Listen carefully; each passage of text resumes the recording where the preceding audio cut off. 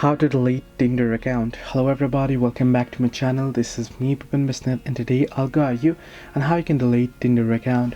Well, the process itself is pretty simple and pretty easy, so let me guide it through. In order to delete Tinder account, simply go ahead and open up Tinder. Make sure you're logged into your account here. Once you're logged in, you're going to tap on the profile icon at the bottom right corner of your screen here. Once you're here, you're going to simply tap on the settings with the gear icon at the top right. Once under settings, if you scroll down, so you can see at the very bottom down below logout option, you can see delete account option. Tap on delete account and it will give you the option whether you want to pause your account or delete your account. Tap on delete my account and it will ask you why you want to delete your account. You can either skip this by tapping on skip, or you can choose why you want to delete your account and then go ahead and delete your account. So this is how you can easily delete Tinder account. Hope this helped you. Do like and subscribe, and do not forget to leave a comment down below if you have any further issues.